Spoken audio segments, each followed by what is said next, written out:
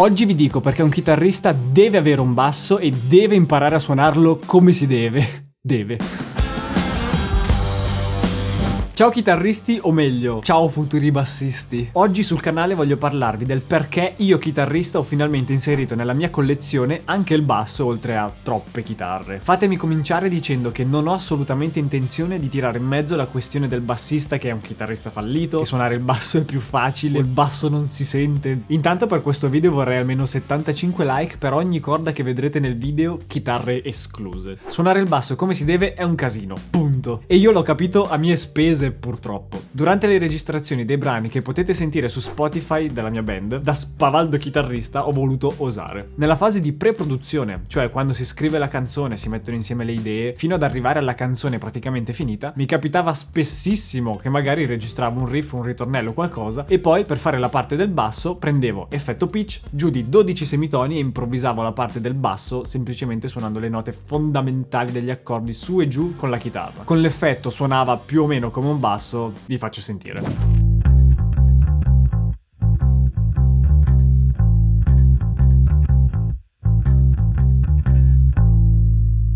Il risultato non era eccezionale, ma per delle pre-produzioni barra demo è ok, tralasciando il modo di suonare che un bassista suona in modo diverso. Sempre più spesso mi chiedete qui sotto nei commenti dove io trovi le basi che sentite nelle demo che suono con tutte le chitarre che provo. Alcune le trovo, altre semplicemente le rifaccio. Cerco di rifarle non per forza uguali all'originale, però di fatto riregistro la canzone ripartendo da zero. Per quanto riguarda la batteria uso un plugin con la batteria MIDI, la riscrivo colpo per colpo sulla griglia. Per il basso invece, come vi ho fatto sentire prima, fino a poco tempo fa usavo la chitarra scordata con l'effetto pitch per farla sembrare un basso. Da un po' invece uso un basso vero e proprio. E quando sono passato dalla chitarra al basso, cavolo, la differenza era tantissima. Anche per registrare le cose più facili facevo una fatica esagerata. Principalmente perché il manico del basso è esattamente il contrario di quello della chitarra. Cioè, la chitarra ha il manico largo e le corde sono vicine vicine. Il basso invece ha il manico in proporzione un pochino più stretto, ma le corde sono molto più lontane e le corde stesse sono più grosse. Cioè, il manico del basso in genere è gigantesco e fare il salto da una corda all'altra non è per niente scontato. Ovviamente, essendo chitarristi, non ha senso spendere 1.000.000 di euro per il basso, soprattutto se l'utilizzo principale è quello di registrarsi le cose in casa. E ve lo dimostro. I ragazzi di Sound Session mi hanno mandato non uno ma ben 2 bassi, un 4 corde e un 5 corde perché sanno che sono metallaro, e io li ringrazio un sacco tantissimo perché adesso finalmente il basso in quello che suono si sente bene. Mi raccomando, seguiteli anche su Instagram, vi lascio il link qui sotto perché ogni tanto il mio faccione comparirà. E poi chi se ne frega della mia faccia, l'importante è che compaiano le mani che suonano. E ovviamente in descrizione trovate anche il link di queste chitarre con 4 corde.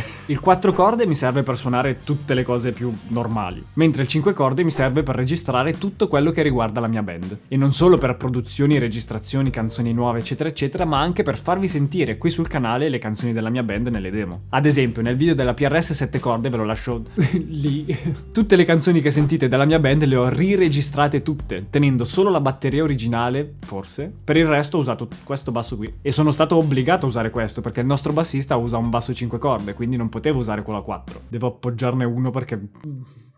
Comunque, avete aperto questo video per sapere perché un chitarrista dovrebbe avere un basso e imparare a suonarlo come si deve. Per come si deve intendo bene abbastanza da renderlo gradevole all'ascolto. Non bisogna diventare per forza Myung dei Dream Theater. Tanto suonando la chitarra, i movimenti e le meccaniche sono molto simili. Il primo motivo in realtà ve l'ho già detto, ovvero il fatto che abituandosi a suonare il basso si pensa in maniera diversa. E soprattutto, la cosa più bella di tutte, noi chitarristi abbiamo la fortuna di sapere gli accordi, almeno in teoria. Questa cosa ci dà un sacco di libertà sul basso, perché vuol dire che per ogni accordo possiamo suonare tutte le note che compongono l'accordo e quindi inventarci delle frasi, dei passaggi da un accordo all'altro, da chitarristi, sul basso, ma nel modo giusto. Se abbiamo una canzone che è già stata scritta e sappiamo esattamente quali sono gli accordi che la compongono, facciamo l'esempio, un accordo di La maggiore, possiamo decidere noi che nota suonare dell'accordo di La maggiore, sapendo che l'accordo di La maggiore è formato da 3 note, quella, l'altra e la quinta. La come nota fondamentale, Do diesis come terza maggiore e Mi come quinta. La canzone fa un La maggiore? Noi possiamo suonare il La. Possiamo fare un passaggio sulla quinta, quindi sul Mi. Oppure quello che succede classico proprio sempre nel blues, fare prima, terza, quinta.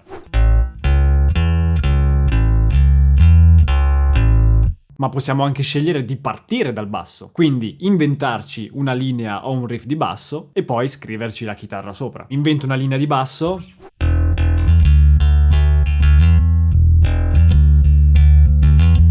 E dopo aver avuto l'idea con il basso, la replico sulla chitarra.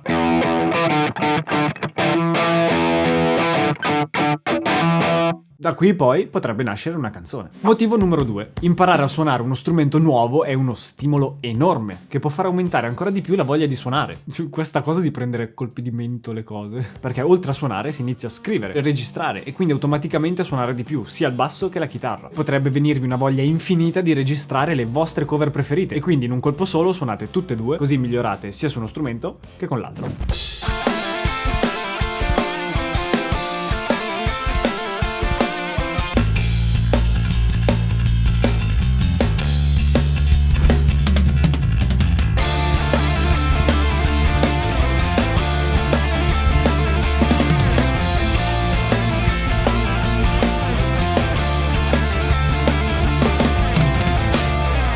Un altro motivo per imparare a suonare il basso da chitarristi è quello di registrare a casa le proprie cose, intendo musica originale, ovviamente il tutto in maniera più credibile, perché è vero, esistono un sacco di pedali che permettono di abbassare l'accordatura della chitarra per farla sembrare un basso, però non è la stessa cosa.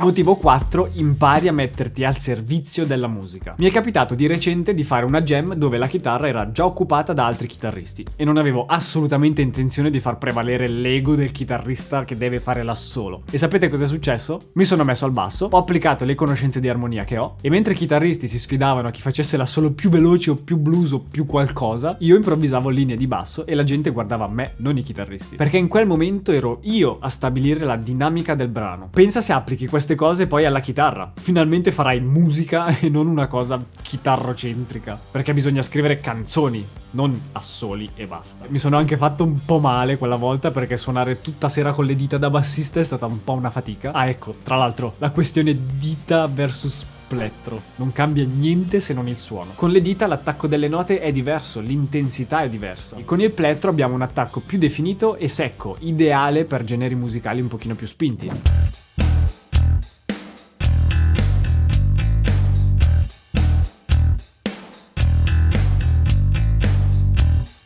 Mentre con le dita di solito l'attacco è un pochino più morbido, a controllo e a contatto. Le dita sono letteralmente fisicamente attaccate alle corde.